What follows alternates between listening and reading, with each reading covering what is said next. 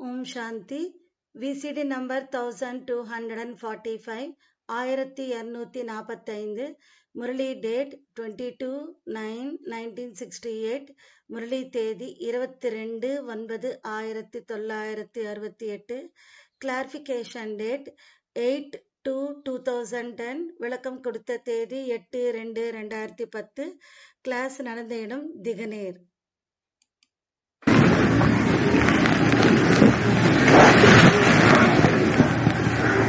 आज का प्रातः क्लास है। இன்றைய காலை வகுப்பு 22/9/1968. इसको विचित्र रूहानी पढ़ाई भी कहा जाता है। இதுக்கு விசித்திரமான ஆன்மீக படிப்பென்றும் சொல்லப்படுகிறது. नई दुनिया सतयुग में भी देहधारी एक दो को पढ़ाते हैं। புதிய உலக சத்தியுகத்திலும் கூட ஒரு தேகதாரி இன்னொரு தேகதாரிக்கு படிப்பிக்கிறார். क्योंकि नॉलेज तो सभी पढ़ते ही हैं। ஏனென்றால் நாலெட்ஜை அனைவருமே படிக்கிறார்கள் தான். और यहाँ भी पढ़ाते हैं। மற்றும் இங்கும் படிப்பிக்கிறார்.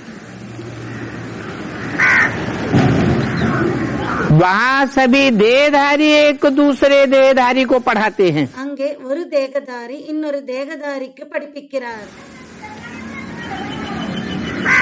ऐसे कब नहीं सुना होगा அப்படி அது போல எப்பவுமே கேட்டிருக்க மாட்டீர்கள் कि विदेही रूहानी बाप पढ़ाते हैं। தேகமற்ற ஆன்மீக தந்தை படிப்பிக்கிறார் என்று எப்போதுமே கேட்டிருக்க மாட்டீர்கள். शास्त्रों में भी भगवान वाक्य लिख दिया है। சாஸ்திரத்திலும் பகவானுடைய வாக்கியம் என்று எழுதியிருக்கிறார்கள்.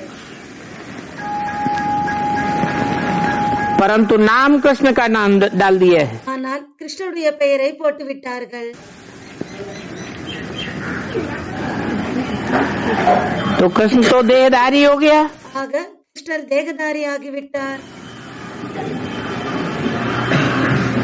अर्थात देह को धारण करने वाला। அப்படி என்றால் தேகத்தை தாரணை செய்யக்கூடியவர்.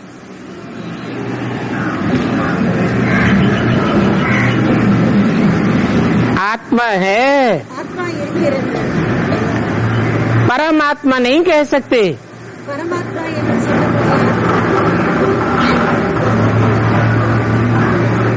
कृष्ण को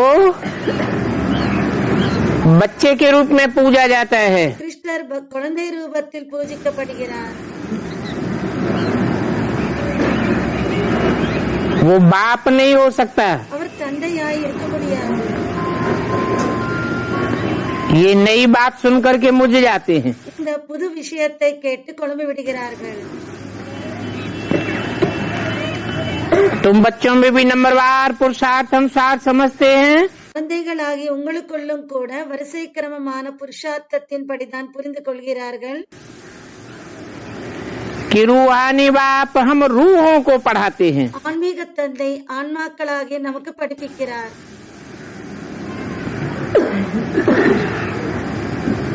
देह अभिमानियों को नहीं पढ़ाते हैं। தேகாபிமானிகளுக்கு படிப்பிப்பதில்லை. कहते भी हैं சொல்லவும் செய்கிறார். आत्मा रूपी सुई की जब सारी कट उतर जाती है ஆத்மா ரூபமான ஊசியினுடைய அந்த மேல் துரு அனைத்து துருவும் எப்போது நீங்குகிறதோ तो तुम बच्चे डायरेक्ट बाप से पढ़ते हो। அப்போது குழந்தைகளாகிய நீங்கள் டைரக்டாக தந்தையிடம் படிக்கிறீர்கள். इसका मतलब हुआ இதனுடைய அர்த்தமானது कि जिन बच्चों की आत्मा रूपी सुई की कट नहीं उतरी है, எந்த குழந்தைகளுடைய ஆத்மா ரூபமான ஊசி ஆத்ம ஊசியின் அந்த துரு நீங்கவில்லையோ वो डायरेक्ट बाप से पढ़ाई नहीं पढ़ रहे हैं। அவர்கள் டைரக்டாக தந்தையிடம் படிக்கவில்லை, जानते भी नहीं है, தெரிந்து கொள்வதும் இல்லை, पहचान भी नहीं सकते। தந்தையை அடையாளம் காணவும் முடிவதில்லை.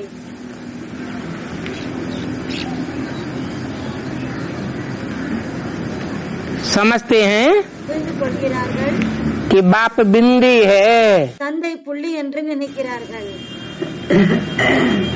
अब बिंदी कैसे पढ़ावेगी? இப்போது புள்ளி எப்படி படிப்பை படிப்பிக்கும்? बिंदी तो है புள்ளியாக என்னவோ இருக்கிறார், परंतु वो निराकारी स्टेज में रह करके पढ़ाते हैं। ஆனால் அவர் நிராகார ஸ்டேஜில் இருந்து கொண்டு படிப்பை படிப்பிக்கின்றார்। कृष्ण उर्फ ब्रह्मा पढ़ाने वाला नहीं है। கிருஷ்ணர் என்கிற பிரம்மா படிப்பிப்பவர் இல்லை।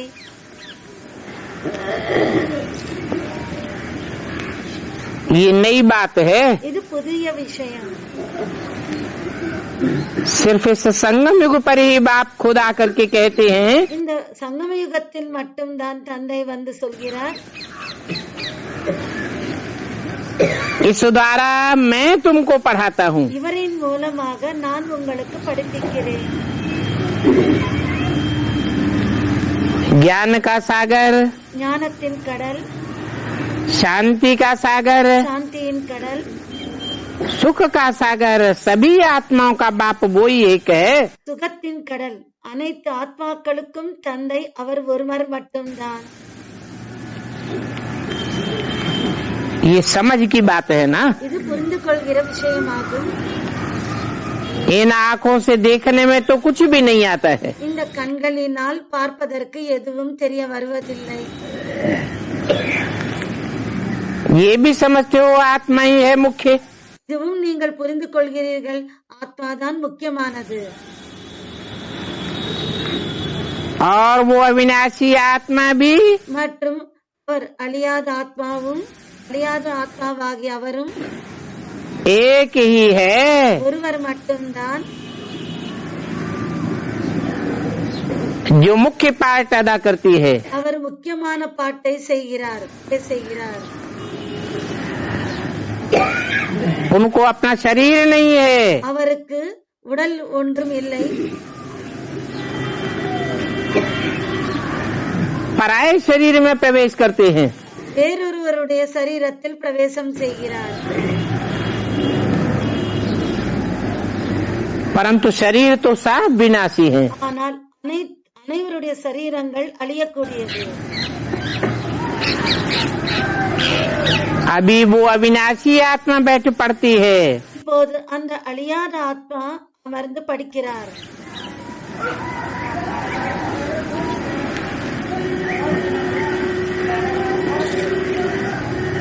पढ़ाने वाला भी अविनाशी आत्मा है। படிப்பிப்பவரும் அழியாத ஆத்மாதான்।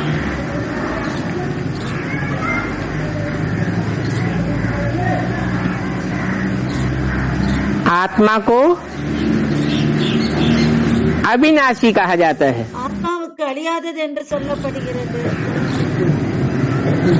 अर्थात அப்படி என்றால் आत्मा के पार्ट का कभी विनाश नहीं होता है, ஆத்மாவின் பாட்டு எப்போதும் அழிவதில்லை।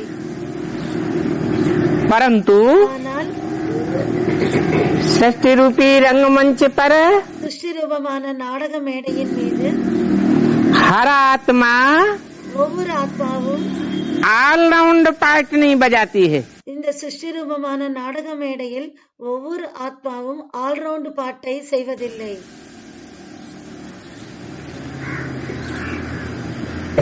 सिर्फ एक ही आत्मा है ஒரே ஒரு ஆத்மா மட்டும்தான் जो ऑलराउंड पार्ट बजाती है। அது ஆல்ரவுண்ட் பாட்டை செய்கிறது। बाकी आत्माएं மற்ற ஆத்மாக்கள் कुछ न कुछ परम धाम में जड़वत होकर के रहती है। கொஞ்சத்திலும் கொஞ்சம் பரந்தாமத்தில் ஜடமாக ஆகிவிடுகிறது। तो जैसे कि उनका पार्ट विनाशी हो जाता है, எது போல என்றால் அவர்களுடைய பாட்டானது அழிந்து விடுகிறது। ऑलराउंड पार्ट नहीं बजाती। ஆல்ரவுண்ட் பாட்டை செய்வதில்லை। बल तुम सामने देखते हो நீங்கள் என்னவோ முன்னால் பார்க்கிறீர்கள் कि ये साकार शरीर बैठा है, இந்த சாக்கார சரீரதாரி தான் அமர்ந்திருக்கிறார்। परंतु ये तुम जानते हो कि ज्ञान ஆனால் நீங்கள் தெரிந்திருக்கிறீர்கள், ये देहधारी आत्मा नहीं देती है। இந்த ஞானத்தை இந்த தேகதாரி ஆத்மா கொடுப்பதில்லை. एक सुप्रीम सोल के अलावा ஒரு சுப்ரீம் சோல் தந்தை தவிர सब आत्माएं देह को धारण करने वाली हैं। அனைத்து ஆத்மாக்களும் தேகத்தை தாரணை செய்பவர்கள். सबकी बुद्धि देह में धरी रहती है। அனைவருடைய புத்தி தேகத்தில் ஈடுபட்டு விடுகிறது. बाप आते हैं தந்தை வருகிறார், तो देह से, क्योंकि ज्ञान देने वाला தேகத்திலிருந்து அப்பாற்பட்டு விடுவது கற்றுத் தருகிறார். ஏனென்றால் जो सदैव देह से परे रहता है, क्योंकि ज्ञान देने वाला वही विदेही बाप है। ஏனென்றால் ஞானத்தை கொடுப்பவர் அந்த ஒரு தேகமற்ற தந்தை தான் கொடுக்கிறார். जो सदैव देह से परे रहता है, அவர் எப்போதும் தேகத்திலிருந்து அப்பாற்பட்டு இருக்கிறார். कभी भी देह में आसक्त नहीं होता। எப்போதும் அவர் தேகத்தின் மீது ஈர்ப்பென்பது ஏற்படுவதில்லை.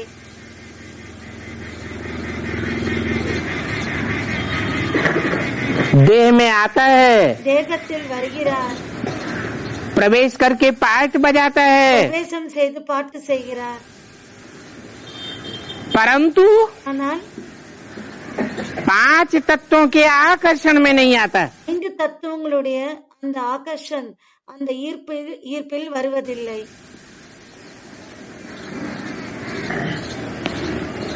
वो ज्ञान देने वाला बाप कैसे ज्ञान देते हैं? அந்த ஞானத்தை தருகிற தந்தை எப்படி ஞானத்தை தருகிறார்? वो भी तुम बच्चे समझते हो। அதையும் குழந்தைகளாக நீங்கள் புரிந்து கொள்கிறீர்கள்.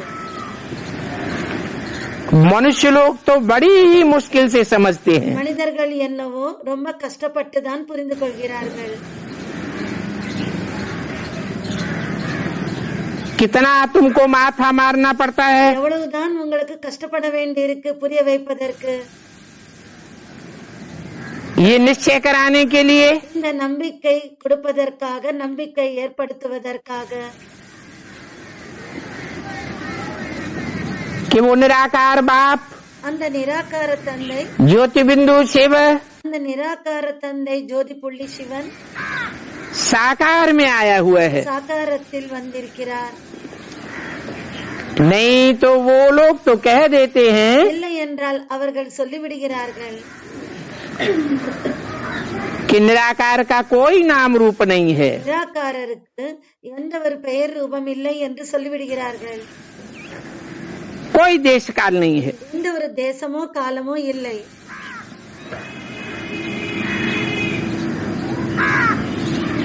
अभी तुम तो जानते हो இப்போது நீங்கள் என்னவோ தெரிந்திருக்கிறீர்கள், कि वह बाप खुद बैठ पढ़ाते हैं। அந்த தந்தை சுயம் அமர்ந்து புரிய வைக்கிறார். कहते हैं कि मैं तुम सभी आत्माओं का बाप हूँ। சொல்கிறார், இது போல உங்கள் அனைத்து ஆத்மாக்களின் தந்தை தான் நான் என்று புரிய வைக்கிறார்.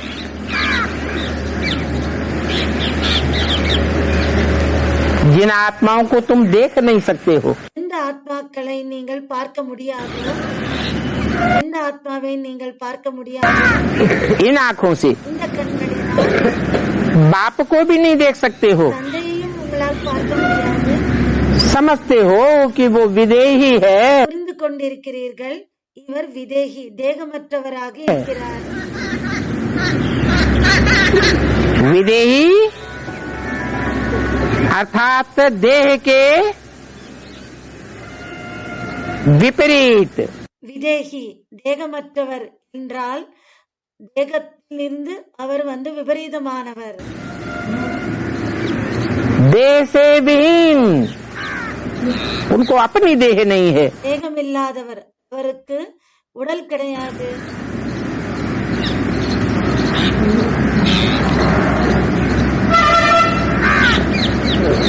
परमात्मा है, பரமாத்மா परम पाटधारी है, பரம் பாட்டுதாரியாக இருக்கிறார் और सभी उनकी महिमा गाते हैं। மற்றும் அனைவரும் அவருக்கு மகிமை பாடுகிறார்கள். ज्ञान का सागर है, प्रेम का सागर है। ஞானத்தின் கடல், பிரேமத்தின் அன்பின் கடல். वो कैसे पढ़ावेंगे? எப்படி அவர் படிப்பிப்பார்? ये बात बाप खुद बैठ समझाते हैं இந்த விஷயத்தை தந்தை அமர்ந்து சுயம் புரிய வைக்கிறார். कि मैं कैसे आता हूँ நான் எப்படி வருகிறேன் और किसका आधार लेता हूँ। மற்றும் யாருடைய ஆதாரத்தை எடுத்துக்கொள்கிறேன். मैं कोई गर्भ में नहीं आता हूँ, நான் ஒன்றும் கர்ப்பத்தில் வருவதில்லை, गर्भ से जन्म नहीं लेता हूँ, கர்ப்பத்திலிருந்து ஜன்மத்தை எடுத்துக்கொள்வதில்லை. और मैं कभी मनुष्य व देवता भी नहीं बनता हूँ। மற்றும் எப்போதும் நான் மனிதனாகவோ தேவதையாகவோ ஆகுவதில்லை. मनुष्य उनको कहा जाता है மனிதர்கள் என்று அவர்களுக்கு சொல்லப்படுகிறது जिनका मन चलायमान होता है। யாருடைய மனம் நடக்கிறதோ. देवता उनको कहा जाता है தேவதைகள் என்று அவர்களுக்கு சொல்லப்படுகிறது जो दिव्य गुण धारण करते हैं। யார் தெய்வீக குணங்களை தாரணை செய்கிறார்களோ. मुझे तो निर्गुण कहा जाता है। எனக்கு என்னவோ நிர்குண் என்று சொல்லப்படுகிறார். நிர்குண் என்றால் குணங்களற்றவர். न मैं अच्छे गुण धारण करता हूँ न बुरे गुण धारण करता हूँ। நான் நல்ல குணங்களையும் தாரணை செய்வதில்லை மற்றும் கெட்ட குணங்களையும் தாரணை செய்வதில்லை.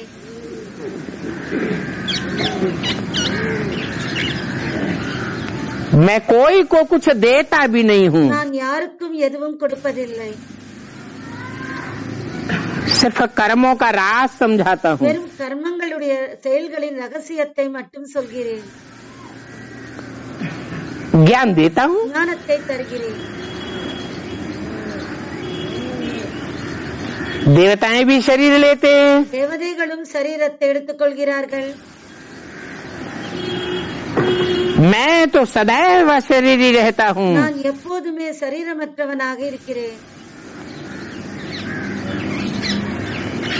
बल प्रवेश करता हूँ நான் பிரவேசம் என்னவோ செய்கிறேன் शरीर में, சரீரத்தில், फिर भी अशरीरी।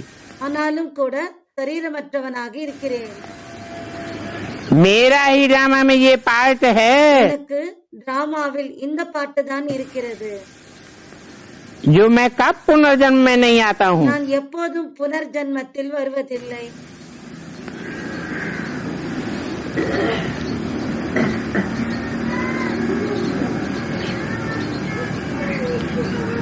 देह में आसक्ति ही नहीं होती தேகத்தில் எனக்கு ஆர்வமே இருப்பதில்லை. तो पुनर्जन्म में क्यों आऊंगा। அப்போது நான் புனர்ஜன்மத்தில் ஏன் வருவேன்? तो ये समझ की बात है। ஆக இது புரிந்து கொள்கிற விஷயமாகும். देखने में तो न आत्मा आती है न परमात्मा आता है। பார்ப்பதற்கு என்னவோ ஆத்மாவும் தென்படுவதில்லை, பரமாத்மாவும் தென்படுவதில்லை. वो तो समझते हैं कृष्ण भगवान वाच, அவர்கள் என்னவோ கிருஷ்ணர் பகவான் வாச், கிருஷ்ணர் தான் பகவான், அவர் தான் சொன்னார் என்று சொல்கிறார்கள்.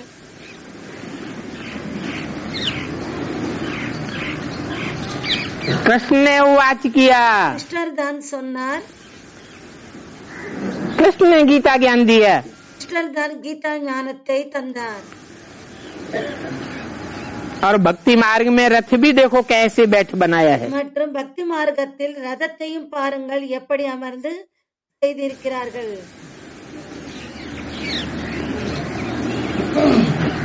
एक तरफ कहते हैं शरीरम रथम विद्ये, ஒரு பக்கம் சொல்கிறார்கள் சரீரம் ரதம் வித்தி, इंद्रियाणि हयान्याहु। இந்திரியாணி ஹயான்யாஹு.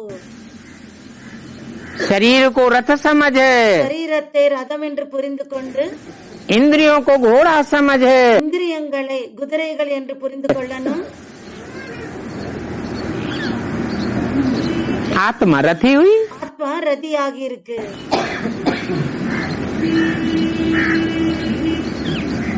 आत्मा रथी में ஆத்மா ரத்தியில் भगवान बाप सारथी बन करके आते हैं। பகவான் தந்தை சாரதியாக இருக்கிறார், சாரதியாகி வருகிறார். सारथी का अर्थ ये है சாரதியின் அர்த்தம் என்னவென்றால் कि रथवान के सहयोगी हैं, ரததாரிக்கு சகயோகியாக இருக்கிறார், साथी हैं। துணையாளராக இருக்கிறார். ये रथ उनका नहीं है। இந்த ரதம் அவருடையது இல்லை. तो बाप कहते हैं ஆக தந்தை சொல்கிறார், कि बच्चे तुम मुझते तो नहीं हो, குழந்தைகளே நீங்கள் ஒன்றும் குழம்பவில்லையே. अगर कुछ नहीं समझते हो ஒருவேளை ஏதாவது உங்களுக்கு புரியவில்லை என்றால் तो बाप से आकर के पूछो, தந்தையிடம் வந்து கேளுங்கள், आकर के समझो। வந்து புரிந்து கொள்ளுங்கள். यूं तो बिगर पूछे भी बाप सब कुछ समझाते हैं। தந்தை என்னவோ கேட்காமலேயே அனைத்தும் புரிய வைக்கிறார். तुमको कुछ भी पूछने की दरकार नहीं रहती है। உங்களுக்கு எதுவும் கேட்க வேண்டிய அவசியம் இருப்பதில்லை.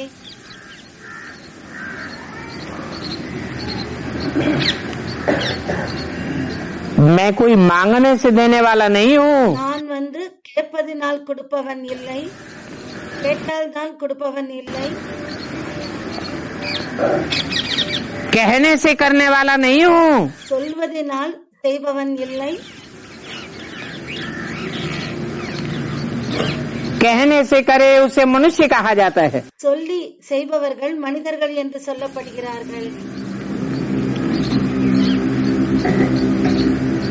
इशारे से जो करे उसे देवता कहा जाता है। செய்கையினால் யார் புரிந்து கொண்டு செய்கிறார்களோ அவர்கள் தேவதைகள் என்று சொல்லப்படுகிறார்கள்.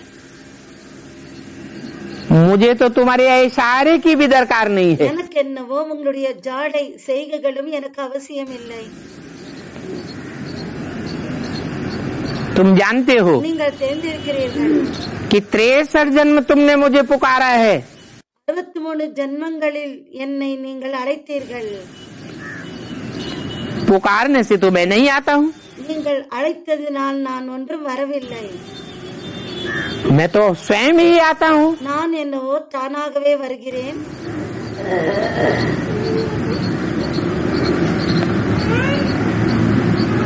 मैं मान सम्मान लेने वाला नहीं हूँ। நான் மதிப்பு கௌரவத்தை வந்து வாங்குபவன் இல்லை. और आत्माएं जो भी होती हैं, மற்ற ஆத்மாக்கள் யாரெல்லாம் இருக்கிறார்களோ, मनुष्य आत्माएं हो, प्रेत आत्माएं हो, மனித ஆத்மாக்களோ பிரேத ஆத்மாக்களோ, वो आवाहन करने से आती हैं। அவர்கள் வரவேற்பதினால் வருகிறார்கள். मैं तो स्वयं அதாவது அழைப்பதினால் வருகிறார்கள். ஆனால் ही आता हूँ। நான் சுயம் நானே வருகிறேன். और मैं पुरुषोत्तम संगम युग पर ही अवतार लेता हूँ। மற்றும் நான் புருஷோத்தம சங்கம யுகத்தில் தான் அவதாரம் எடுக்கிறேன்.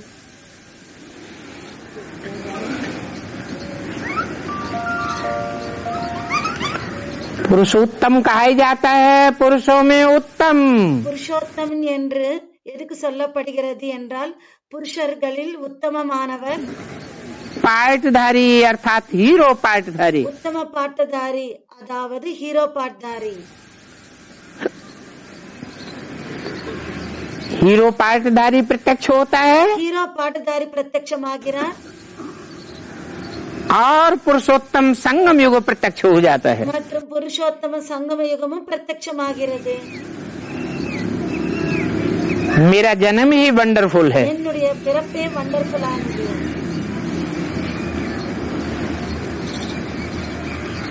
मनुष्य आत्माएं प्रवेश करती है மனித ஆத்மாக்கள் பிரவேசம் செய்கிறது.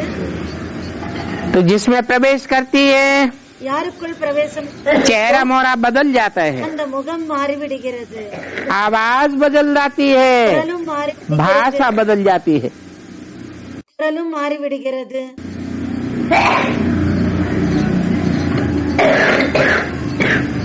क्योंकि उन आत्माओं को सूक्ष्म शरीर होता है।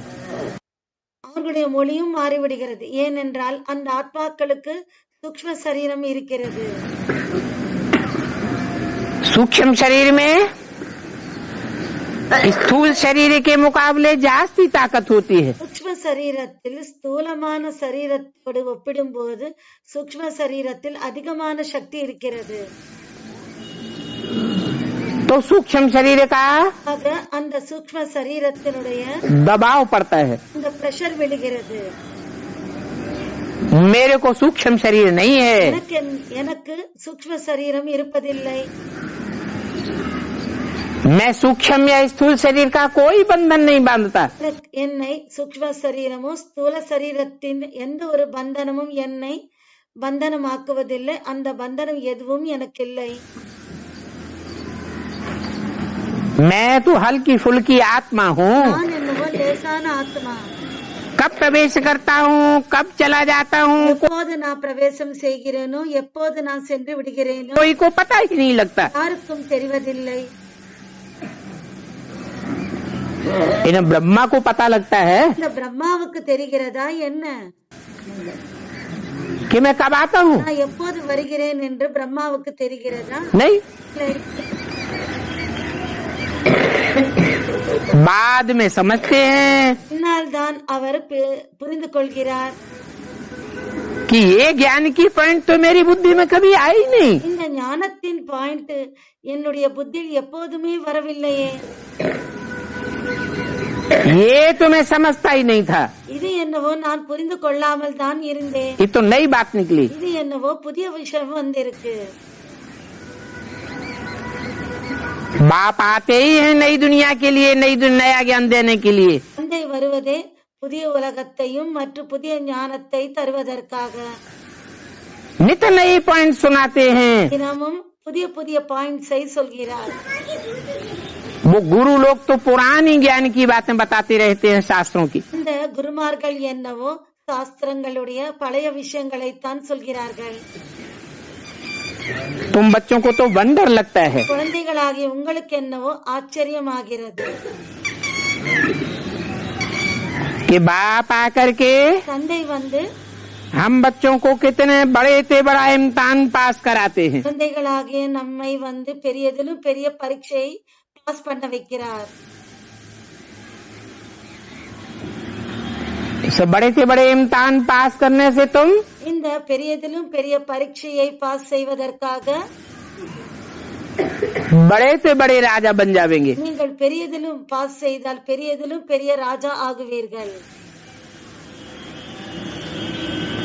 नारायण बन जाएंगे। நாராயணன் ஆகி விடுவீர்கள். बहुत बड़े से बड़े विश्व का मालिक बनाने के लिए आता हूँ। பெரியதிலும் பெரிய விஸ்வத்துக்கு மாலிக்காக ஆக்குவதற்காக நான் வருகிறேன். ये वंडरफुल बात है ना? வண்டர்ஃபுல்லான விஷயம் இல்லையா? नहीं तो दुनिया में कोई हिस्ट्री में ऐसा मनुष्य नहीं हुआ है। இல்லை என்றால் உலகத்தில் எந்த ஒரு மனிதரும் அப்படி இல்லை. चाहे हिटलर हो, नेपोलियन हो, मुसोलिनी हो, ஹிட்லரோ நெப்போலியனோ அல்லது முசோலினியோ जिसने सारे विश्व के ऊपर विजय प्राप्त की हो, அவர்கள் வந்து முழு உலகத்தின் மீது அவர்கள் வந்து வெற்றி அடைந்திருக்கிறார்கள் என்று யாருமே இல்லை. हर 5000 वर्ष के बाद ஒவ்வொரு 5000 வருடங்களுக்கு பிறகு हे आत्माएं, मैं तुम्हारी ये सेवा करने के लिए आता हूँ। ஆத்மாக்களே நான் உங்களுக்கு சேவை செய்வதற்காக வருகிறேன். नर से नारायण, नारी से लक्ष्मी जैसा बनाने के लिए आता हूँ। நரனிலிருந்து நாராயணனாக மற்றும் நாரியிலிருந்து லக்ஷ்மியாக ஆக்குவதற்காக வருகிறேன். आत्माओं को पढ़ाता हूँ। ஆத்மாக்களுக்கு படிப்பிக்கிறேன். क्या? என்ன? बेसिक वालों को पढ़ाता हूँ क्या? பேசிக்கில் இருப்பவர்களுக்கு படிப்பிக்கிறேனா என்ன? है? क्यों नहीं पढ़ाता हूँ? ஏன் படிப்பிப்பதில்லை? अरे बेसिक वालों को क्यों नहीं पढ़ाता हूँ? பேசிக்கில் உள்ளவர்களுக்கு ஏன் படிப்பிப்பதில்லை?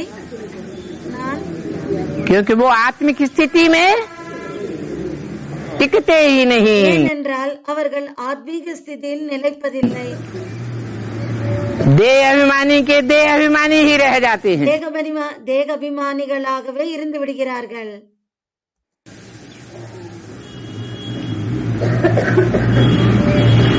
कल्प कल्प कल्प के संगम पर हे जीवात्माओं, கல்ப கல்ப சங்கம யுகத்தில் ஏ ஜீவாத்மாக்களே,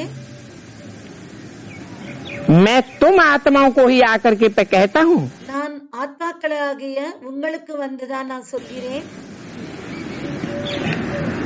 कि मैं तुम्हारा बाप हूँ, நான் உங்களுடைய தந்தை.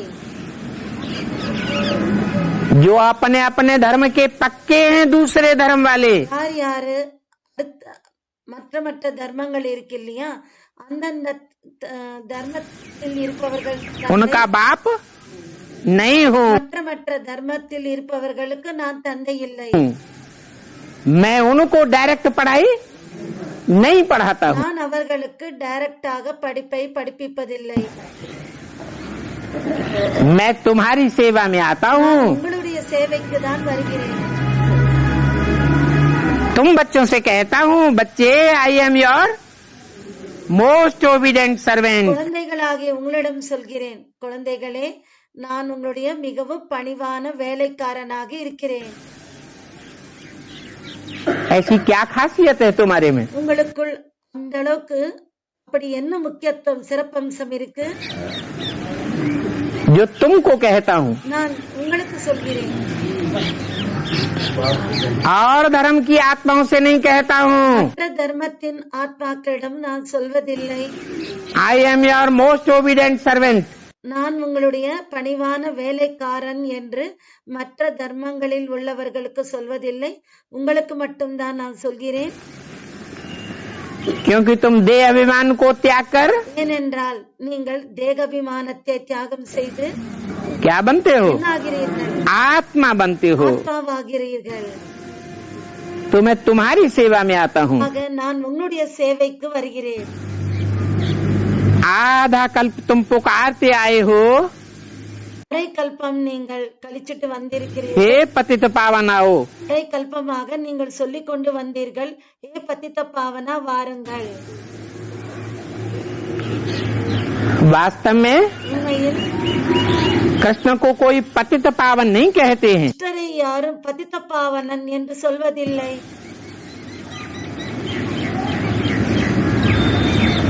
पतित पावन परम पिता परमात्मा को ही कहा जाता है। பத்தித்த பாவனன் என்று பரம்பிதா பரமாத்மாவுக்கு தான் சொல்லப்படுகிறது.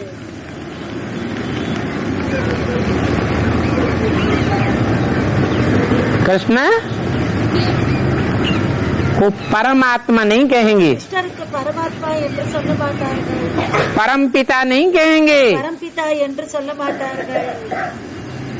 वो सभी आत्माओं का बाप नहीं है। அவர் அனைத்து ஆத்மாக்களுக்கும் தந்தை இல்லை. सभी आत्माओं का बाप तो एक ही है। அனைத்து ஆத்மாக்களுக்கும் தந்தை ஒருவர் மட்டும்தான். தந்தை ஒருவர் மட்டும்தான். इन आर्गन्स द्वारा आत्मा ही पुकारती है। இந்த ஆர்கன்ஸ் மூலமாக ஆத்மா தான் கூப்பிடுகிறது. आत्मा समझती है, ஆத்மா புரிந்து கொள்கிறது.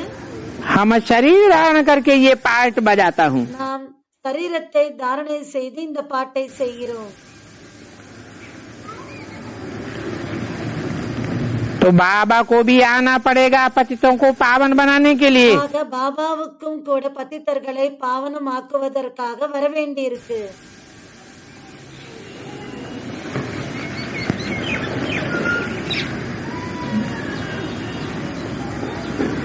आना पड़ेगा। வர வேண்டியிருக்கும். कब की मुरली है? இப்போதைய முரளி. आना पड़ेगा क्यों कहा? வர வேண்டியிருக்கு என்று ஏன் சொன்னார்? आया हुआ नहीं था। வரவில்லையா என்ன?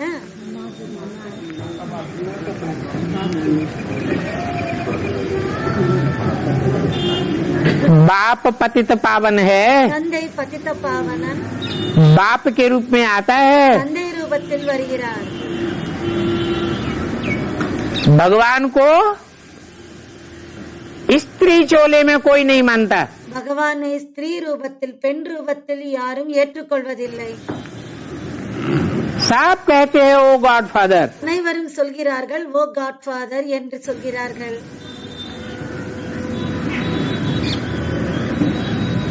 मैं स्त्री के वेश में नहीं आता हूँ, நான் பெண் வேடத்தில் வருவதில்லை, पुरुष तन में आता हूँ। ஆண் சரீரத்தில் வருகிறேன். क्यों? ஏன்? ये तो देवान हो गया। இது என்னவோ தேகாபிமானமாகிவிட்டது.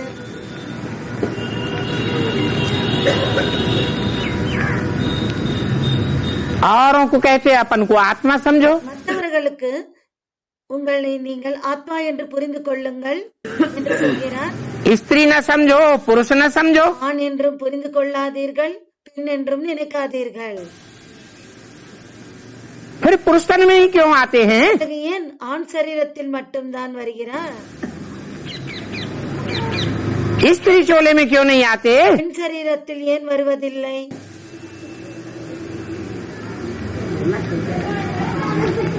क्योंकि ஏனென்றால் पुरुष चोला और स्त्री चोले में ऐसा भेद है। ஆண் சரீரத்திற்கும் பெண் சரீரத்துக்கும் அப்படிப்பட்ட வேறுபாடு இருக்கு.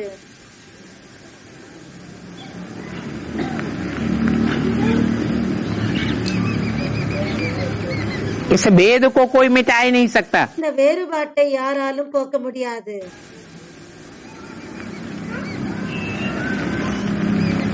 स्त्री चोला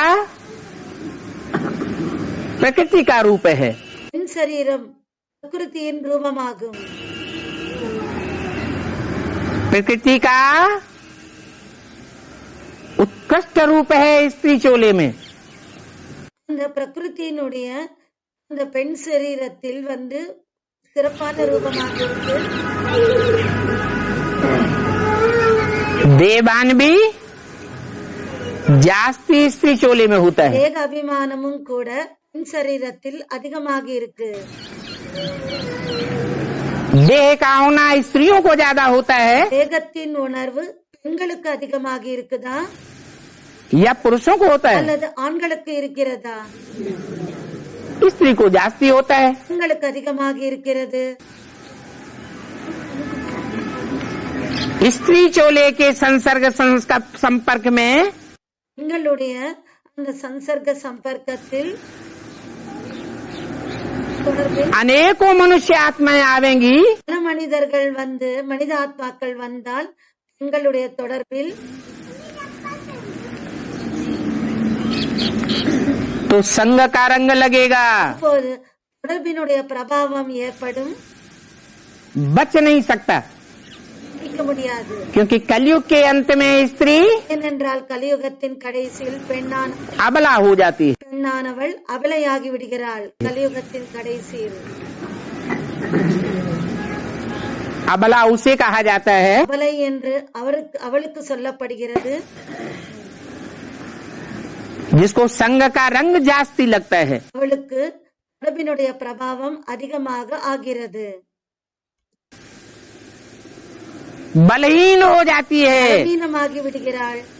इसलिए भारत में அதனால் பாரதத்தில் कन्याओं माताओं की तन की सुरक्षा के लिए बहुत ध्यान दिया जाता है। கன்யா மாதாக்களின் சரீரத்துக்காக அவளுடைய பாதுகாப்பிற்காக மிகவும் கவனம் செலுத்தப்படுகிறது. कोई के संग के रंग में न आने पाए। யாருடைய தொடர்பினுடைய பிரபாவத்தில் வராமல் இருக்கணும். तो अगर स्त्री चोले में मैं आऊंगा ஒருவேளை நான் பெண் சரீரத்தில் வந்தால் तो अनेकों को पति से पावन कैसे बनाऊंगा? பல பேரை நான் தூய்மையற்றவர்களிலிருந்து தூய்மையாக நான் எப்படி ஆக்குவேன்? स्त्री चोला अनेकों के संग के रंग में आकर के பெண்ணுடலாக இருப்பவர் பல பேருடைய தொடர்பினுடைய பிரபாவத்தில் अनेक पुरुषों के संग में आकर के பல ஆண்களுடைய தொடர்பினுடைய பிரபாவத்தில் खुद ही पतित बन जाएगा। சுயம் அவள் தூய்மையற்றவளாக ஆகிவிடுவார். तो मैं पुरुष तन में आता हूँ, ஆக நான் ஆண் சரீரத்தில் வருகிறேன். और पुरुषों में भी மற்றும் ஆண்களிலும் புருஷர்களிலும் ऐसे पुरुष में आता हूँ அப்படிப்பட்ட புருஷனில் வருகிறேன், जो शरीर रूपी पुरी में रहने वाली ऐसी आत्मा हो, அவர் சரீர ரூபமான புரியில் அப்படிப்பட்ட ஆத்மாவாக இருப்பவர், जो ऑलराउंड पार्ट बजाने वाली हो, அவர் ஆல்ரவுண்ட் பாட்டை செய்பவராக இருப்பவர், नर से नारायण बनने वाली हो। நரனிலிருந்து நாராயணனாக ஆகுபவர்। इतने बड़े संसार में இவ்வளவு பெரிய உலகத்தில் एक ही मनुष्य आत्मा का ऐसा पार्ट है ஒரு மனித ஆத்மாவுக்கு மட்டும்தான் அப்படிப்பட்ட பாட்டு இருக்கு, जिसकी शास्त्रों में भी कोई ग्लानि नहीं है। அவருக்கு சாஸ்திரத்திலும் எந்த ஒரு நிந்தனையும் இல்லை। नारायण, நாராயணன், वो नारायण नहीं அந்த நாராயணன் இல்லை, जो सत्युग में जन्म लेगा। சத்யுகத்தில் ஜன்மம் எடுக்கக்கூடிய அந்த நாராயணன் இல்லை। प्रिंस से नारायण बनेगा, அவர் பிரின்ஸில் இருந்து நாராயணனாக ஆகுபவர், அவர் பிரின்ஸில் இளவரசனிலிருந்து நாராயணனாக ஆகுவார்। वो नारायण जो डायरेक्ट नर से नारायण बनता है। ஆனால் அந்த நாராயணன் நரனிலிருந்து டைரக்டாக நாராயணன் ஆகிறார்। उसके अंतिम 84वें जन्म में मैं प्रवेश करता हूँ। அவருடைய கடைசி 84வது பிறவியில் நான் அவருக்குள் பிரவேசம் செய்கிறேன்।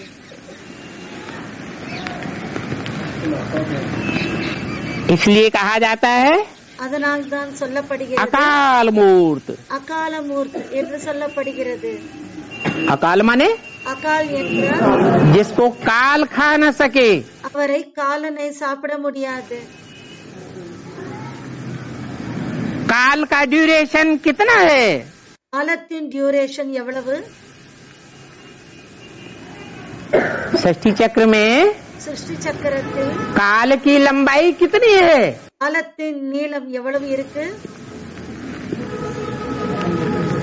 कितना वर्ष? எவ்வளவு வருடங்கள்? 5000 वर्ष 5000 வருடங்கள் काल का ड्यूरेशन है।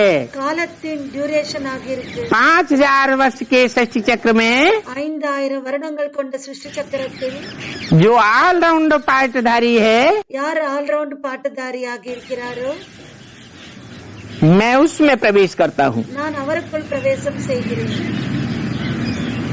उसको काल के गाल में जाते हुए कोई नहीं देखता। அவரை காலத்தின் பிடியில் செல்வதை யாரும் பார்க்க மாட்டார்கள்। वो सारे संसार को काल के गाल में जाते हुए देखता है। அவர் இந்த உலகத்தில் இருக்கிற அனைவரும் காலத்தின் பிடியில் செல்வதை அவர் பார்ப்பார்। सब आत्माएं काल कबलित हो जाती है அனைத்து ஆத்மாக்களும் காலத்தின் பிடியில் சென்று விடுகிறார்கள், और वो अकाल मूर्त அதாவது இறந்து போகிறார்கள்। மற்றும் அந்த அகால மூர்த்தாக இருப்பவர் इस सत्य रूपी रंगमंच पर இந்த சிருஷ்டி ரூபமான நாடக மேடையில் स्थिर रहता है। ஸ்திரமாக இருக்கிறார்। 1 सेकंड का पार्ट है ஒரு செகண்டுக்கான பார்ட் ஆகும்। साकारी से निराकारी होने का। சாக்காரிலிருந்து நிராகாரராக ஆகுவதற்காக। फिर मूर्ति भी कहा जाता है। பிறகு மூர்த்தி என்றும் சொல்லப்படுகிறார்। मूर्त अर्थात மூர்த்தி என்றால் जिसकी मूर्ति हो, அவருக்கு மூர்த்தியும் இருக்கு। अमूर्त அமூர்த்து, जिसकी मूर्ति न हो। அமூர்த்தி என்றால் யாருக்கு மூர்த்தி இல்லையோ அவர் அமூர்த்தாக ஆகிறார், அமூர்த்தாக तो मैं சொல்லப்படுபவர்। ऐसे अकाल मूर्ति में प्रवेश करता हूँ। ஆக நான் அப்படிப்பட்ட அகால மூர்த்தாக இருப்பவரில் பிரவேசம் செய்கிறேன்।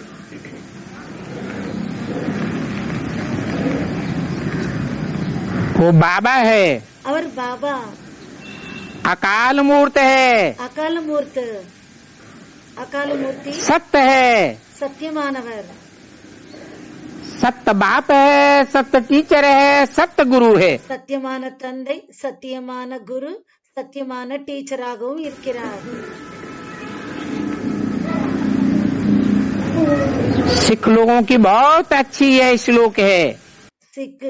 சீக்கியர்கள் சிக்கு அவர்களில் மிகப்பெரிய நல்ல ஸ்லோகங்கள் எல்லாம் இருக்கு. ரொம்ப நல்ல ஸ்லோகங்கள் இருக்கு. என்ன? एक सदगुरु अकाल मूर्त, एक सदगुरु अकाल मूर्त, परंतु उनको भी ये पता नहीं है ஆனால் அவர்களுக்கும் கூட இது தெரிவதில்லை कि वो अकाल मूर्त एक सदगुरु कौन है। அந்த அகால மூர்த்தி சத்குரு அந்த ஒருவர் யார் என்று அவர்களுக்கும் தெரிவதில்லை. वो किसको समझ लेते हैं? அவரை யார் என்று நினைக்கிறார்கள்? யாரை நினைக்கிறார்கள்? गुरु नानक को समझ लेते हैं। குரு நானக்கை அகால மூர்த்தி சத்குரு என்று நினைக்கிறார்கள். अब गुरु नानक को तो काल के गाल में जाते हुए सबने देख लिया। ஆனால் குரு நானக் காலத்தின் பிடியில் செல்வதை அனைவருமே பார்த்து விட்டார்கள். वो सदगुरु अकाल मूर्त कब आते हैं அந்த சத்குரு அகால மூர்த்தி அப்போதுதான் வருகிறார். और कब जाते हैं ये कोई को पता नहीं लगता। அவர் எப்போது வருகிறார் எப்போது செல்கிறார் என்று யாருக்கும் தெரிவதில்லை. ये भी गायन है இதுவும் மகிமை இருக்கு. कि मानुष से देवता की एक रत्न लागी वार। மனிதனிலிருந்து தேவதையாக ஆகுவதற்கு ஒரு செகண்ட் தான் பிடிக்கும். कब आकर के मनुष्य को देवता बनाते हैं எப்போது அவர் மனிதர்களை தேவதையாக ஆக்குகிறார் ये कोई समझते नहीं है। இது யாரும் புரிந்து கொள்வதில்லை. वो सदगुरु अकाल मूर्ति आकर के चेंज करते हैं। அந்த சத்குரு அகால மூர்த்தி வந்துதான் மாற்றம் செய்கிறார்.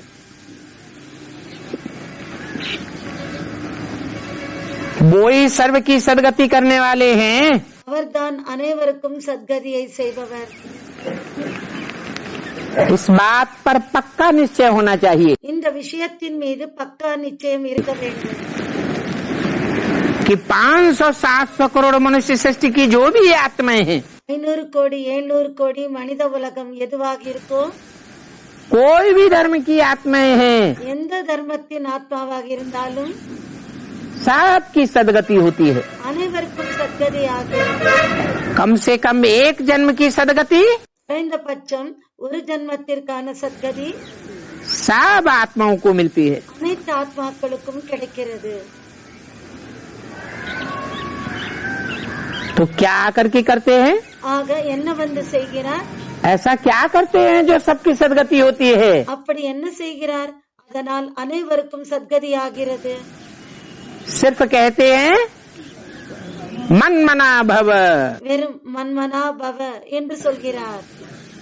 क्या कहते हैं? என்ன சொல்கிறார்? मेरे मन में समा जा। என்னுடைய மனதில் கலந்து விடுங்கள். मन मत மன் மத் मेरे மேரு மத் என்றால் மேரு. मना मन में மன் என்றால் மனம். भव பவ समझा சமாஜா அடங்கி விடுங்கள். मेरे मन में हो जा। என்னுடைய மனதில் வந்து விடுங்கள். अर्थात அப்படி என்றால் मेरा मन क्या है? என்னுடைய மனது என்ன?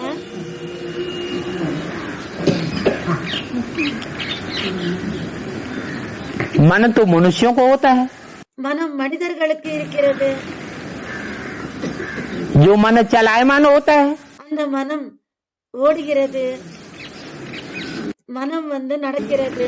तो मनुष्य कहा जाता है। வேலை செய்கிறது. அதனால்தான் மனிதர்கள் என்று சொல்லப்படுகிறார்கள். मनुष्य का मन अगर चलायमान होना बंद हो जाए निश्चल हो जाए மனிதர்களுடைய மனம் ஒருவேளை நடப்பது நின்று விட்டால் तो मनुष्य से क्या बन जाता है? சலனம் சஞ்சலம் ஆகாமல் இருந்து விட்டால் அப்போது மனிதர்கள் என்னவாக ஆகிறார்கள்? देवता बन जाता है। தேவதைகளாக ஆகிவிடுகிறார்கள். और मैं न तो मनुष्य हूँ और न देवता हूँ। நான் என்னவோ மனிதனும் இல்லை தேவதையும் अभी இல்லை. क्या बोला? இப்போது என்ன சொன்னார்? मैं मनुष्य என்ன சொன்னார்? मैं मनुष्य भी नहीं बनता நான் மனிதனாகவும் ஆகுவதில்லை और மற்றும் देवता भी नहीं बनता। தேவதையாகவும் ஆகுவதில்லை. तो फिर कैसे कहते हैं मन मना भव? பிறகு எப்படி மன்மனாபவ என்று சொல்கிறார்? मेरे मन में समा जा। என்னுடைய மனதில் கலந்து விடுங்கள். कहते हैं சொல்கிறார்,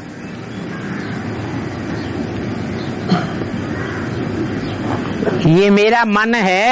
இவர் என்னுடைய மனம். कौन? யாரு? ब्रह्मा। பிரம்மா. ब्रह्मा एक है या अनेक है? பிரம்மா ஒருவரா அல்லது பல பேரா? ब्रह्मा तो 5 के नाम हैं। பிரம்மா 5 பேருக்கு பிரம்மா என்ற பெயர் இருக்கு. उनमें एक है प्रजापिता ब्रह्म। அவர்களுக்குள் ஒருவர் பிரஜாபிதா பிரம்மா. क्या? என்ன? जितने भी मनुष्य मात्र की प्रजा है, எத்தனை மனிதர்கள் பிரஜைகளாக இருக்கிறார்களோ सबका जो बाप है அனைவருக்கும் யார் தந்தையாக இருக்கிறாரோ वो प्रजापिता। அவர் பிரஜாபிதா. उसका मन सबसे जास्ती सशक्त, அவருடைய மனம் அனைவரை விட ரொம்ப ஸ்ட்ராங்காக இருக்கு, திடமாக இருக்கு. दृढ़ संकल्प करने वाले को ही सशक्त कहा जाता है। உறுதியான சங்கல்பம் இருப்பவருக்கு தான் சசக்த ஆத்மா, ஸ்ட்ராங்கான ஆத்மா என்று சொல்லப்படுகிறது. तो मैं जिसमें प्रवेश करता हूँ ஆக நான் யாருக்குள் பிரவேசம் செய்கிறேனோ प्रजापिता में, பிரஜாபிதாவுக்குள், उसके मन में जो संकल्प है அவருடைய மனதில் என்ன சங்கல்பம் இருக்கோ उस संकल्प में समा जा। அந்த சங்கல்பத்தில் கலந்து விடுங்கள். अर्थात जो बाप का संकल्प அப்படி என்றால் தந்தையின் சங்கல்பம் எதுவோ सो बच्चों का संकल्प। அதுவே குழந்தைகளுடைய சங்கல்பமாகவும் இருக்கணும். नहीं तो आत्माओं के बाप का क्या संकल्प है? இல்லை என்றால் ஆத்மாக்களின் தந்தையாக இருப்பவருடைய எண்ணம் எதுவாக இருக்கு, என்னவாக இருக்கு? है? और मनुष्यों के बाप का क्या संकल्प है? மற்றும் மனிதர்களின் தந்தையாக இருப்பவரின் எண்ணம் எதுவாக இருக்கு? कोई अंतर है? ஏதாவது வித்தியாசம் இருக்கா, வேறுபாடு இருக்கா? क्या अंतर है? என்ன வேறுபாடு இருக்கு? आत्माओं के बाप का संकल्प है ஆத்மாக்களின் தந்தையாக இருப்பவரின் சங்கல்பம் என்னவென்றால் कि मैं सब मनुष्यों को நான் அனைத்து மனிதர்களையும் आप समान आत्मा बनाकर कहाँ ले जाऊं? எனக்கு சமமாக ஆத்மாவாக ஆக்கி எங்கே அழைத்து செல்வேன்? परम धाम ले जाऊं। பரந்தாமத்திற்கு அழைத்து செல்லணும். बस उनका काम पूरा हुआ। அவருடைய வேலை முடிந்துவிட்டது. और मनुष्यों के पिता का क्या संकल्प है? மனிதர்களின் பிதாவாக இருக்கிற தந்தையின் எண்ணம் என்னவாக இருக்கு? सिर्फ परम धाम जाने का ही संकल्प नहीं है। வெறும் பரந்தாமத்துக்கு செல்வது மட்டும் அவருடைய சங்கல்பம் இல்லை.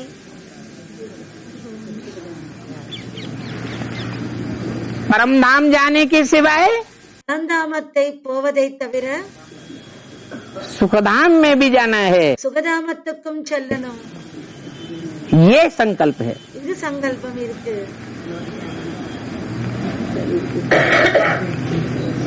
आत्माओं का बाप बनने में फायदा है ஆத்மாவின் தந்தையாக இருப்பதில் லாபமா, या आत्माओं में परम पाठधारी बनना में फायदा है? அல்லது ஆத்மாக்களின் பரம் பாட்டுதாரியாக ஆகுவதில் லாபமா? जो जितने लंबे समय तक इस सृष्टि रूपी रंगमंच पर पाठ बजाएगा, யார் எந்த அளவுக்கு இந்த சிருஷ்டி ரூபமான நாடக மேடையில் எந்த அளவுக்கு நீளமாக பாட்டை செய்கிறாரோ वो उतनी ही पावरफुल आत्मा कहा जाएगा। அவர் அந்த அளவுக்கு பவர்ஃபுல்லான ஆத்மா என்று சொல்லப்படுவார். जो पहले पहले रंगमंच पर उतरेगा, யார் முதலில் இந்த நாடக மேடையில் இறங்குகிறாரோ वो लंबे से लंबे समय का முதலில் யார் இறங்குவாரோ அவர் அந்த அளவுக்கு நீண்ட காலத்திற்கு सच्चा सुखधाम का सुख लेगा। சத்தியமான சுகதாமத்தின் சுகத்தை எடுத்துக்கொள்வார். जो आत्माएं जितना कम समय के लिए षष्ठी रूपी रंगमंच पर पार्ट बजाती है, எந்த ஆத்மாக்கள் இந்த சிருஷ்டி ரூபமான நாடக மேடையில் எவ்வளவு குறைவாக பாட்டை செய்வார்களோ उतना नीची कोटि का सुख भोगती हैं। அந்த அளவுக்கு கீழான நிலைக்கான சுகத்தை எடுத்துக்கொள்வார்கள். पावरफुल आत्मा नहीं बन पाती। பவர்ஃபுல்லான ஆத்மாவாக ஆக முடிவதில்லை. इसलिए बोला சொன்னார், मैं महामंत्र देता हूँ। நான் மகா மந்திரத்தை தருகிறேன். क्या? என்ன? மன்மனா பவ मेरे मन में समा जा। மன்மனா பவ என்னுடைய மனதில் கலந்து விடுங்கள். तो मेरे कौन? ஆக என்னுடைய யார்? என்னுடையவர் யார்? सुप्रीम सोल के लिए मेरा कौन? சுப்ரீம் சோல்காக என்னுடையவர் யார்? पहले पहले नंबर में मेरा कौन? முதல் நம்பரில் என்னுடையவர் யார்? है जिसमें मैं प्रवेश करता हूँ, அவருக்குள் நான் பிரவேசம் செய்கிறேன். वो पहले पहले नंबर में मेरा। அவர்தான் முதல் நம்பரில் என்னுடையவராக இருக்கிறார்.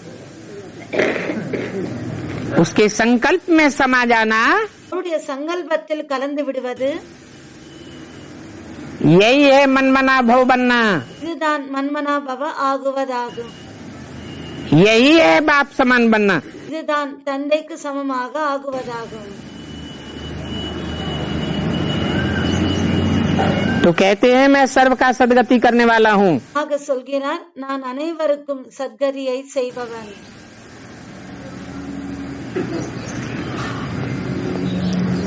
ये अच्छी रीत समझना चाहिए। இதை நல்லபடியாக புரிந்து கொள்ள வேண்டும்.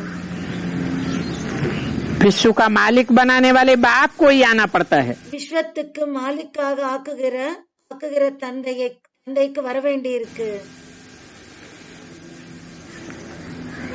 तुम बच्चों की सेवा में குழந்தைகளாகிய உங்களுடைய சேவையில் समझाते हैं, ये रूहानी बच्चों, புரிய வைக்கிறார், ஏ ஆன்மீக குழந்தைகளே, तुम ही सतो प्रधान थे நீங்கள் தான் சத்தோ பிரதானமாக இருந்தீர்கள்.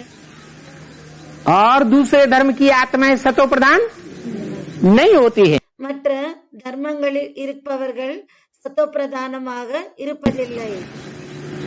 फिर पाठ बजाते बजाते பிறகு பாட்டை செய்து तुम ही तमो प्रधान बनते हो। நீங்கள் தான் தமோ பிரதானமாகி விடுகிறீர்கள்.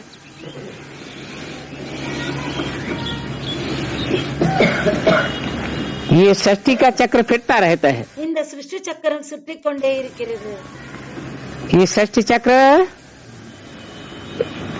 उनकी आयु के बारे में तुम नहीं जानते थे। இந்த சிருஷ்டி சக்கரத்தின் ஆயுளை பற்றி நீங்கள் தெரியாமல் இருந்தீர்கள். क्योंकि सभी पतित बन गए। ஏனென்றால் அனைவருமே தூய்மையற்றவர்களாக ஆகிவிட்டார்கள். बुद्धि कैसी बन गई? புத்தி எப்படி ஆகிவிட்டது? पतित बन गई। தூய்மையற்றதாக ஆகிவிட்டது. इतनी बात भी बुद्धि में नहीं आती। இந்த அளவுக்கு விஷயம் கூட புத்தியில் வருவதில்லை. कि हिस्ट्री दुख के समय की बनाई जाती है, ஹிஸ்டரி துக்கத்தின் நேரத்திற்காக உருவாக்கப்படுகிறதா, या सुख के समय की हिस्ट्री बनाई जाती है? அல்லது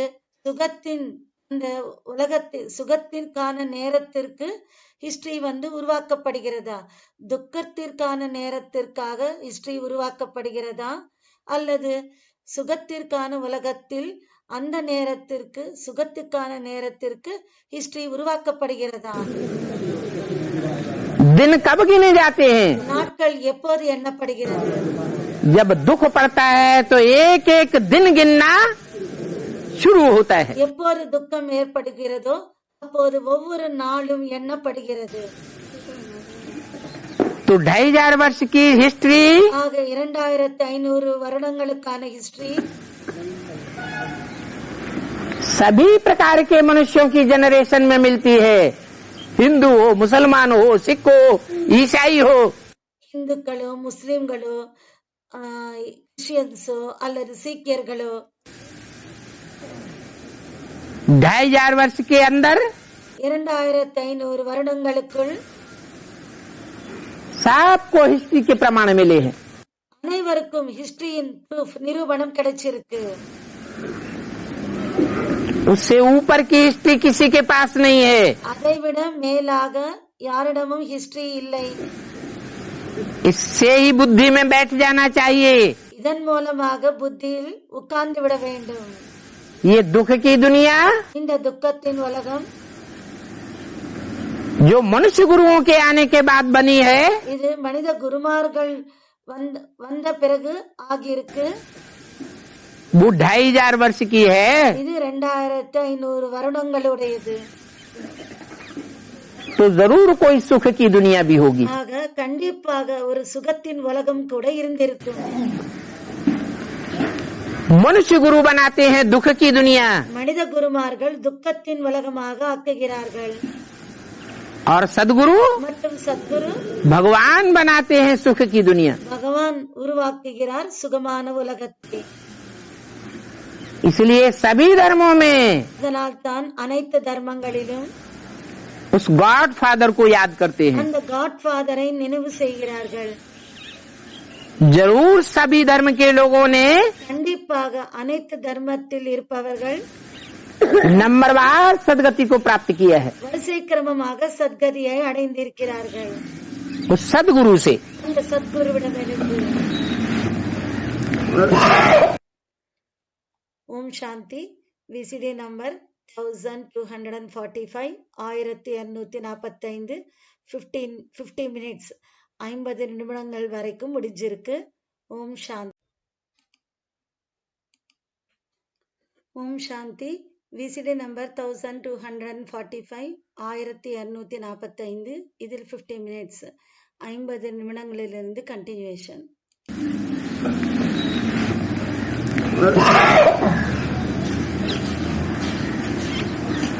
तो 5000 वर्ष में 2500 वर्ष है दुख की दुनिया और 2500 वर्ष है सुख की दुनिया। ஆக 5000 வருடங்களில் 2500 வருடங்கள் சுகத்தின் உலகமாகவும் மற்றும் 2500 வருடங்கள் துக்கத்தின் உலகமாக இருக்கிறது. पावन दुनिया इन देवताओं की थी। இந்த தேவதைகளுடைய உலகம் தூய்மையான உலகமாக இருந்தது. इन देवताओं में இந்த தேவதைகளில் दिव्य गुण धारण कराने वाला திவ்ய குணங்களை தெய்வீக குணங்களை தாரணை செய்ய வைப்பவர் एक ही बाप है। ஒரே ஒரு தந்தை தான். अभी वो देवताएं कहाँ गए இப்போது அந்த தேவதைகள் எங்கு சென்று किसको भी விட்டார்கள்? पता नहीं है। யாருக்கும் தெரிவதில்லை. सब मुझे हुए हैं। அனைவரும் குழம்பி இருக்கிறார்கள். अभी बाप तुमको आकर के कितना समझदार बनाते हैं। இப்போது தந்தை வந்து உங்களை எவ்வளவு புத்திசாலிகளாக ஆக்குகிறார். कि तुम ही पूज्य थे நீங்கள் தான் பூஜைக்குரியவர்களாக இருந்தீர்கள். और तुम ही अब पुजारी बने हो। இப்போது நீங்களே பூஜாரிகளாகி விட்டீர்கள். ऐसे नहीं அப்படி இல்லை, कि मैं कोई पूज्य और पुजारी बनता हूँ।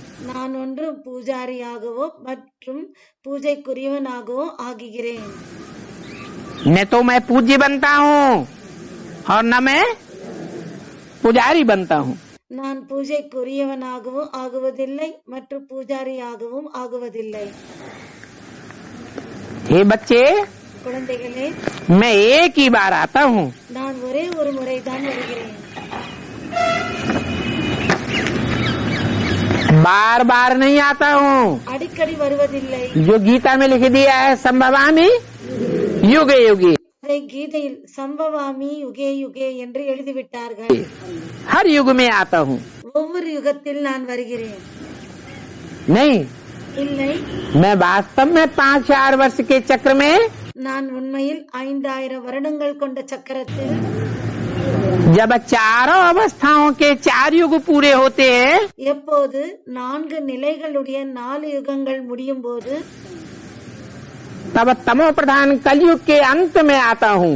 அப்போது தமோ பிரதானமான கலியுக கடைசியில் வருகிறேன். सतो प्रधान कलयुग बनाने के लिए, சத்தோ பிரதான वो सतयुग बनाने के लिए। சத்தோ பிரதான சத்யுகத்தை உருவாக்குவதற்காக बाकी जो संभवामी युगे युगे लिख दिया है மற்றபடி சம்பவாமி யுகே யுகே என்று எழுதிவிட்டார்கள். वो शास्त्रों में कहाँ की यादगार है? அங்கே அந்த சாஸ்திரத்தில் எங்கிருக்கிற நினைவார்த்தமாக இருக்கு? संगम युग की यादगार है. சங்கம யுகத்தின் நினைவார்த்தம். संगम युग में जब मैं आता हूँ சங்கம யுகத்தில் எப்போது நான் வருகிறேனோ तो 4 वर्ण की मनुष्य आत्माओं की 4 வர்ணங்கள் கொண்ட மனிதாத்மாக்களுடைய शूटिंग कराता हूँ. ஷூட்டிங் செய்ய வைக்கிறேன். देवता वर्ण की पूरी शूटिंग होती है தேவதை வர்ணங்களுடைய அந்த ஷூட்டிங் முடியும் போது तो एक अवतार. அப்போது ஒரு அவதாரம். क्षत्रिय वर्ण की शूटिंग होती है சத்திரிய வர்ணத்தில் ஷூட்டிங் நடக்கும் போது तो दूसरा अवतार. இரண்டாவது அவதாரம். फिर द्वापर युग की शूटिंग पूरी होती है எப்போது துவாபர யுகத்தின் ஷூட்டிங் முடியும் பொழுது कृष्ण के रूप में अवतार दिखाई दिया है. கிருஷ்ணரின் ரூபத்தில் அவதாரத்தை காண்பித்திருக்கிறார்கள். फिर कलयुग की शूटिंग पूरी होती है तो कलंकीधर अवतार दिखाई दिए. பிறகு கலியுகத்தின் ஷூட்டிங் முடியும் போது கலங்கிதர் அவதாரத்தை காண்பித்திருக்கிறார்கள்.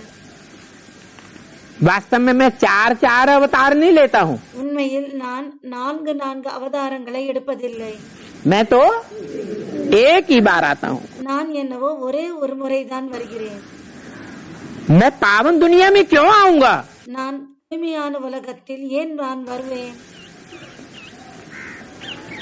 जो दुनिया सत्व प्रधान है எந்த உலகம் சத்துவ பிரதான் உலகமாக இருந்ததோ सुखदायी दुनिया है சுகமான உலகமாக இருக்கு. उसमें मुझे आने की क्या दरकार है? அதில் இங்கே நான் வருவதற்கு என்ன அவசியம் இருக்கு? वहाँ तो कोई को काल खाता भी नहीं है. அங்கே என்னவோ யாரையும் காலன் சாப்பிடுவதில்லை.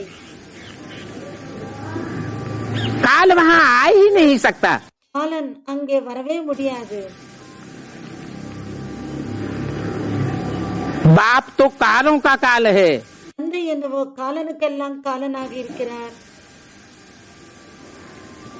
जब इस दुनिया में चारों ओर काल मंडराता है எப்போது இந்த உலகத்தின் நாலா பக்கத்திலும் காலன் வந்து சுற்றுகிறது. जो सूरदास ने लिख दिया है அதை சூரதாசர் எழுதியிருக்கிறார். उत्तर दक्षिण पूरब पश्चिम चहुं दिशा काल फिरे. வடக்கு தெற்கு கிழக்கு மேற்கு 4 திசைகளிலும் ऐसो जोग पर है. तब मैं आता हूँ. அந்த 4 பக்கத்திலிருந்து மரணம் சூழும் போது நான் வருகிறேன். तो मुझे सतयुग में आने की दरकार नहीं है. ஆக எனக்கு சத்யுகத்தில் வருவதற்கு அவசியம் இல்லை.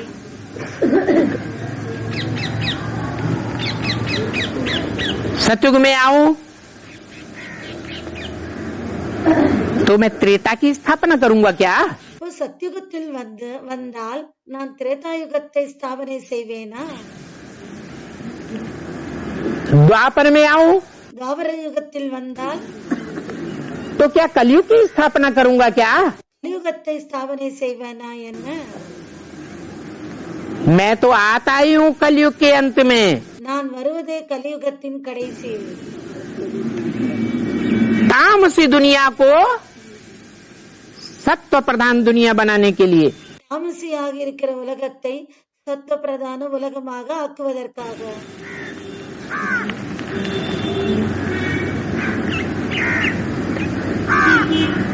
तो मैं महाकाल हूँ. ஆக நான் மகா காலனாக இருக்கிறேன்.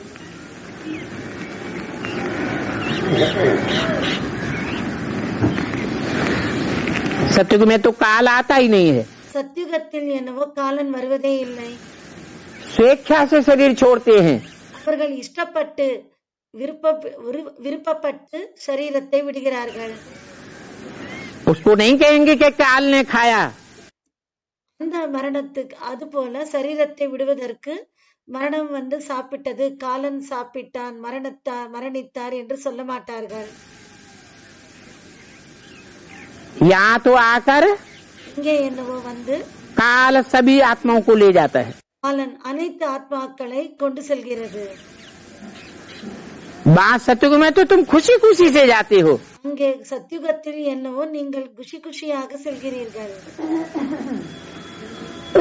अभी भी तुम बच्चे कहते हो कि बाबा இப்போதும் கூட குழந்தைகளாகிய நீங்கள் சொல்கிறீர்கள், பாபா हम तो खुशी से चलने के लिए तैयार हैं, நாங்கள் குஷியாக செல்வதற்காக தயாராக இருக்கிறோம்.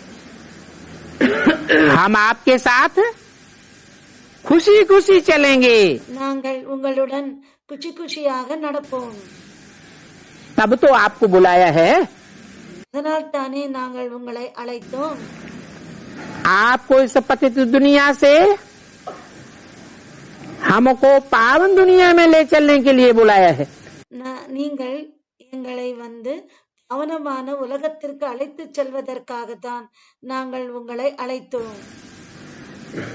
ये बातें घड़ी घड़ी मत भूल जाओ. இந்த விஷயத்தை அடிக்கடி மறந்து விடாதீர்கள். परंतु तुम्हारे सामने घड़ी घड़ी माया दुश्मन आ जाता है. ஆனால் உங்களின் முன்னால் மாயா அடிக்கடி விரோதியாக வந்து விடுகிறது. क्या करता है? என்ன செய்கிறது? तुमको ये बातें भुलाई देता है. உங்களை இந்த விஷயங்களை மறக்க வைத்து விடுகிறது. घड़ी घड़ी माया भुलाई देती है. அடிக்கடி மாயா மறக்க வைத்து விடுகிறது. इसलिए रोज रोज बाप को அதனால் தினம் தினம் தந்தையை बोई बोई बातें समझानी पड़ती है. அதே விஷயங்களை புரிய வைக்க வேண்டி இருக்கிறது. अगर रोज सुजाग न करे ஒருவேளை உங்களை தினமும் அதிலிருந்து விழிக்க வைக்கவில்லை என்றால் तो माया तुम्हारा बहुत नुकसान कर देगी. பிறகு மாயா உங்களை மிகவும் நஷ்டத்தை ஏற்படுத்தும். मैं सर्वशक्तिवान हूँ, நான் சர்வசக்திவானாக இருக்கிறேன். तो माया भी शक्तिवान है. ஆக மாயாவும் சக்திவானாக இருக்கு. माया का राज्य भी மாயாவின் ராஜ்யமும் आधा कल्प चलता है. பாதி கல்பம் வரைக்கும் நடக்குது. आधा कल्प माया ने तुम्हारे ऊपर राज्य किया है. பாதி கல்பத்திற்கு மாயா உங்களின் மீது ராஜ்யம் செய்திருக்கு, ஆட்சி செய்திருக்கு. तो रूहानी बाप आकर के रूहों को पवित्र बनाकर नालिश देते हैं. ஆக ஆன்மீக தந்தை ஆன்மீக குழந்தைகளுக்கு ஞானத்தை கொடுத்து தூய்மையாக்குகிறார்.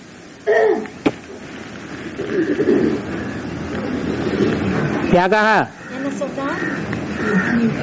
पवित्र बनाकर नालिश देते हैं.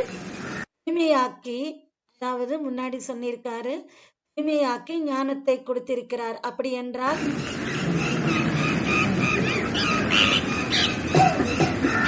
पवित्र बनाने के बाद नालिश देते हैं. தூய்மையாக ஆக்கிய பிறகு ஞானத்தை கொடுக்கிறாரா? जो टोटली अपवित्र आत्मा होती है, யார் மொத்தமாக தூய்மையற்ற ஆத்மாக்களாக ஆகிறார்களோ उसकी बुद्धि में नॉलेज बैठ ही नहीं सकती. அவர்களுடைய புத்தியில் நாலேஜ் உட்காரவே முடியாது. कहेंगे जट बुद्धि. சொல்வார்கள் ஜட புத்தி, ஜடமான புத்தி சொல்வார்கள். कोई जट बुद्धि को बाप का ज्ञान दो, யாராவது ஜடமாக புத்தி கொண்டவருக்கு தந்தையின் ஞானத்தை கொடுங்கள், तो सुनेगा नहीं. அவர்கள் கேட்கவே மாட்டார்கள். बंदरों को रतन दो, குரங்குகளுக்கு ரத்தினத்தை கொடுங்கள், तो फेंक देंगे. அது வீசி எறிந்துவிடும். जट बुद्धि कहो, बंदर बुद्धि कहो, கடமான புத்தி என்று சொல்லுங்கள், குரங்கு புத்தி என்று சொல்லுங்கள், एक ही बात है.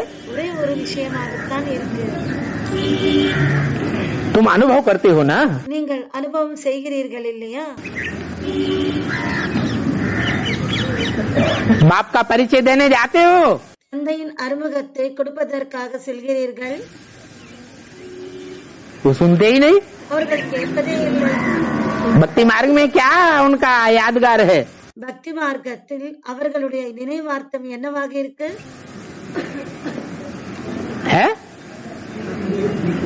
कोई भक्ति मार्ग में यादगार है दुनिया में? பக்தி மார்க்கத்தில் அவர்களுடைய நினைவார்த்தம் இருக்கா இல்லையா? अरे है, मुसलमानों में यादगार है. அரே இருக்கு, முஸ்லிம்களில் வந்து நினைவார்த்தம் இருக்கு. कान में उंगली दे लेते हैं, காதுகளில் விரல்களை வந்து வைத்துக் கொள்கிறார்கள். ज्ञान की बात सुनते ही नहीं. ஞானத்தின் விஷயங்களை கேட்பதே இல்லை.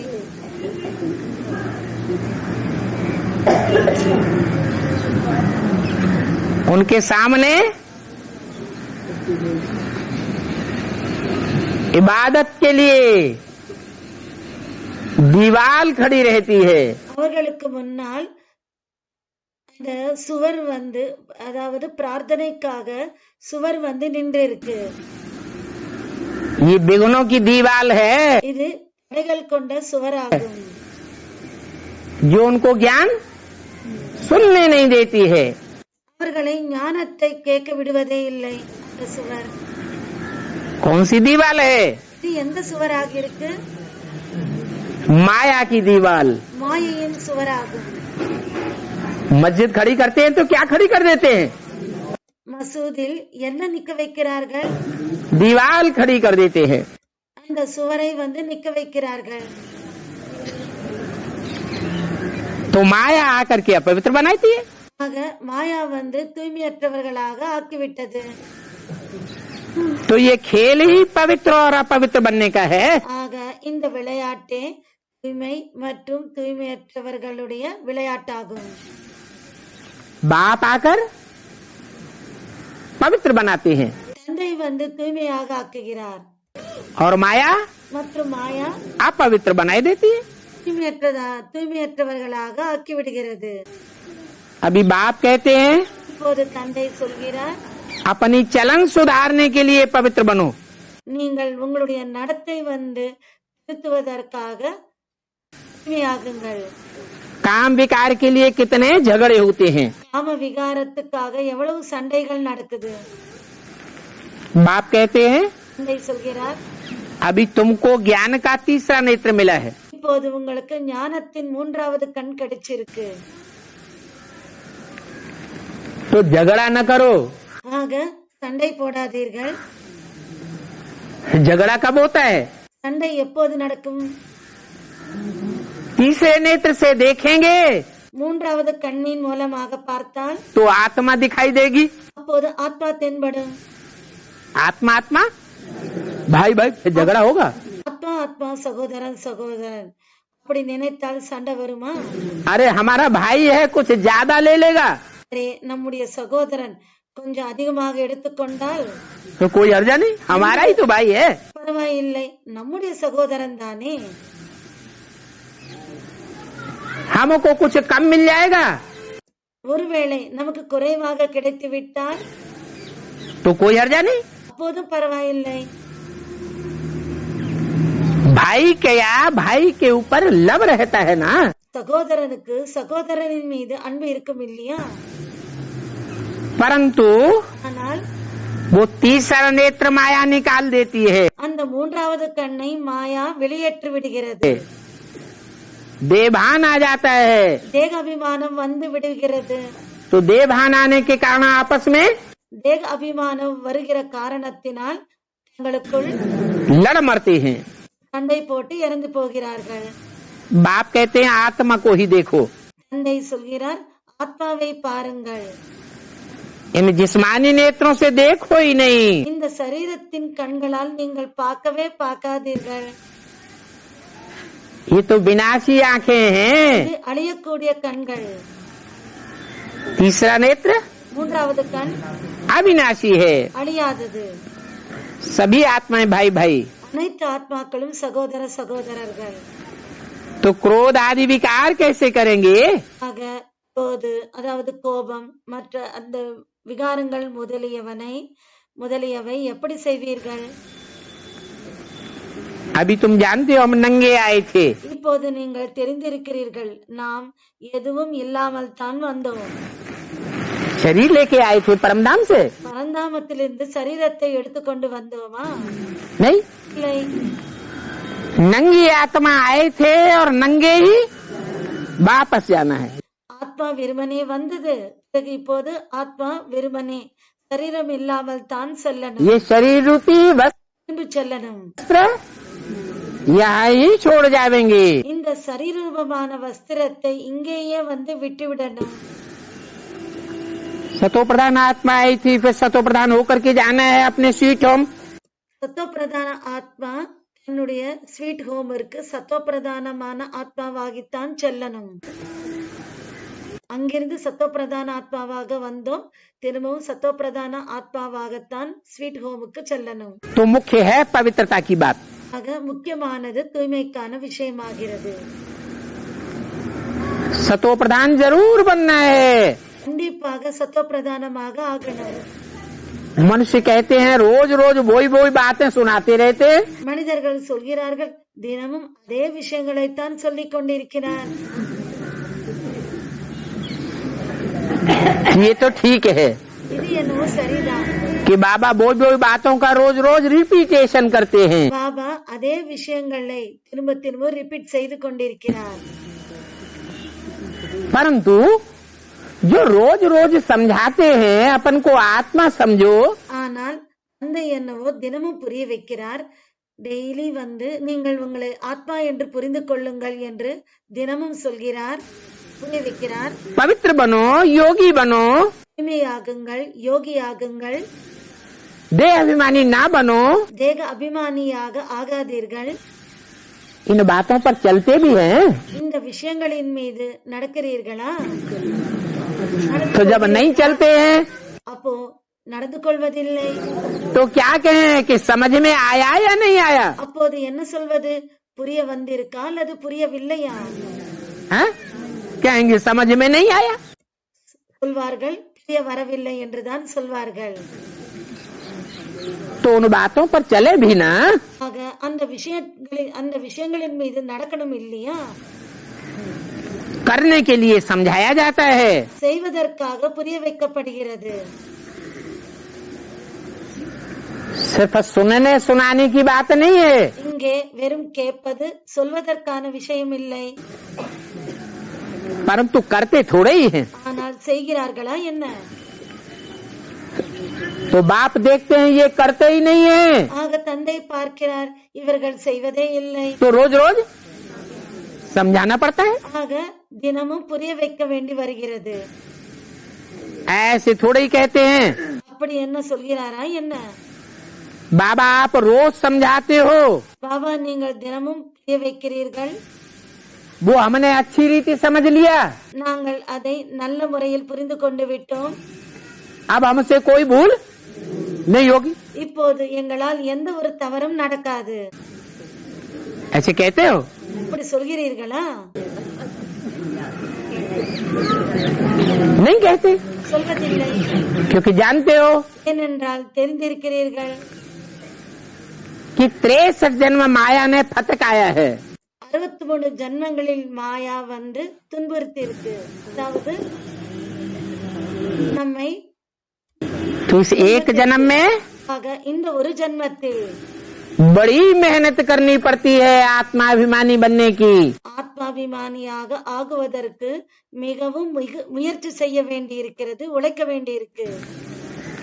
देह अभिमान को छोड़ने के लिए தேக அபிமானத்தை விடுவதற்காக कितनी मेहनत करते हो। எவ்வளவு நீங்கள் முயற்சி செய்கிறீர்கள், உழைக்கிறீர்கள்.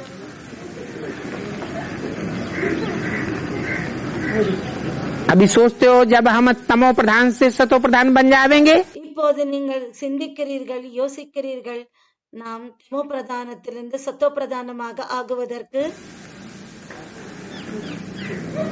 तो ये अपवित्रता छूट जाएगी। இந்த அதுபோல சிந்தித்தால் இந்த அபவித்திரதா வந்து விடுபட்டு விடும். परंतु ஆனால் देह अभिमान सहज नहीं छूटेगा, தேக அபிமானம் எளிதாக வந்து விடாது. क्योंकि बाप को याद ही नहीं करते हैं। ஏனென்றால் தந்தையை நினைவு செய்வதே இல்லை.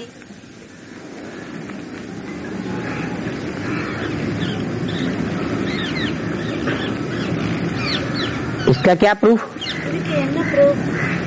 कि बाप को याद नहीं करते हैं? தந்தையை நினைவு செய்வதே இல்லை என்று சொல்கிறார் இல்லையா? இதுக்கு என்ன ப்ரூஃப் என்று கேட்கிறார். है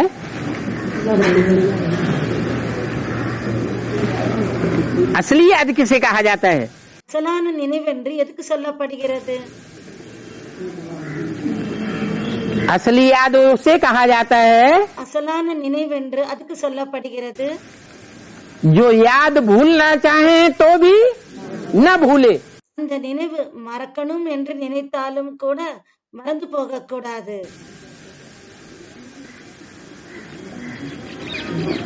जैसे अभी 63 जन्म की प्रैक्टिस पड़ी हुई है देहधारियों को याद करने की, இது போல 63 ஜன்மங்களில் தேகதாரிகளை நினைவு செய்வதற்கான பழக்கம் ஏற்பட்டு இருக்கு.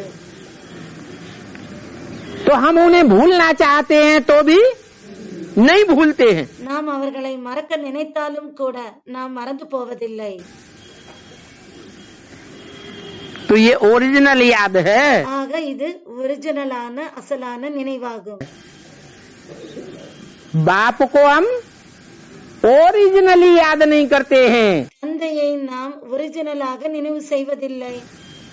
और देहधारियों को மற்றும் தேகதாரிகளை என்னவோ ओरिजिनली याद करते हैं। ஒரிஜினலாக நினைவு செய்கிறோம்.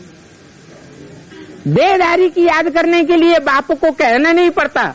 தேகதாரிகளை நினைவு செய்வதற்கு அங்கு சொல்ல வேண்டி வருவதில்லை. சொல்ல வேண்டி अपने आप याद करते हैं। நீங்கள் தானாகவே தேகதாரிகளை நினைவு செய்கிறீர்கள். और बाप மற்றும் தந்தை अपन को याद करने के लिए रोज कहते हैं। தந்தை என்னவோ தன்னை நினைவு செய்வதற்காக டெய்லி சொல்கிறார். तो भी याद அப்போதும் नहीं करते। அப்போதும் கூட நினைவு செய்வதில்லை. मुख से कहते हैं बाबा आप ऐसे हो वैसे हो। வாயால் சொல்கிறீர்கள் பாபா நீங்கள் அப்படி இருக்கிறீர்கள் இப்படி இருக்கிறீர்கள்.